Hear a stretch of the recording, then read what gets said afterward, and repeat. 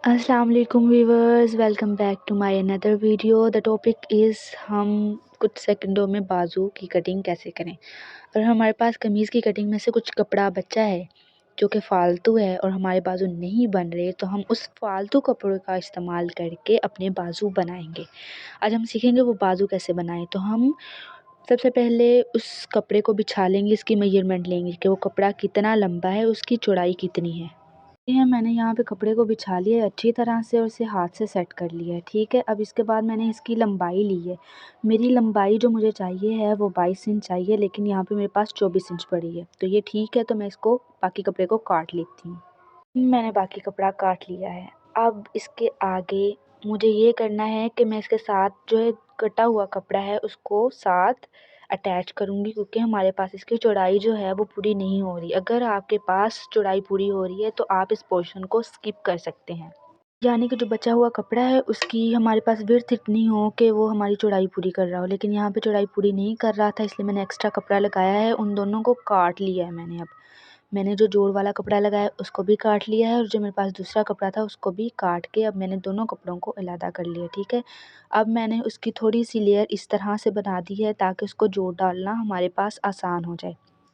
हम दूसरे कपड़े को ऊपर रखेंगे, जो हमारा दूसरा बाजू है उसको ऊपर रखेंगे, जहाँ पे हमने जोड़ डालना है उसके ऊपर रखेंगे ताकि जो जोड़ है वो एक ही तरफ आए। अगर हम इस पोर्शन को स्किप करते हैं और हम दोनों के ऊपर एक के नीचे रख देते हैं, एक के ऊपर रख देते हैं वो जो जोड़ है हमारे पास, तो इस तरह से जो हमारा जोड़ है वो एक बाजू के ऊपर आ जाएगा और एक बाजू के नीचे आ जाएगा। अब देख रहे हैं मैंने यहाँ पे जोड़ दोनों एक ही जगह पे रखे हुए हैं ताकि जोड़ जो है वो ठीक आए।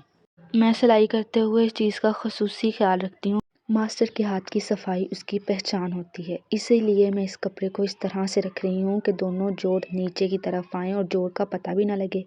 मैंने इसे अच्छी तरह से कट करने के लिए बिछा लिया है। अब मैं जो कपड़े हैं उनको ख्याल से रख रही हूँ। अच्छा, मैं ये कपड़ा फैब्रिक इसलिए लिया है क्योंकि देखें इसके फूल नीचे को जा रहे हैं। फूलों वाला कपड़ा इसलिए लिया है कि अक्सर लोग जो होते हैं वो फूलों को ख्याल नहीं रखते। ठीक है, कुछ फूल उनके नीचे को आ रहे हैं और दूसरे फूल उनके ऊपर को जा रहे हैं, इसलिए इसके नीचे को आ रहे थे, दूसरे के ऊपर को जा रहे थे, इसलिए मैंने इसको दोबारा सेट किया है ताकि आपको ये मैं बात समझा सकूं। देखिए, अब मैंने इसको अच्छी तरह से फिर से दोबारा से बिछा लिया है। हाथ से सेट करना बहुत ज़रूरी है क्योंकि हाथ से सेट करने से जो कपड़ा है वो अपनी जगह पे सेट हो जाता है।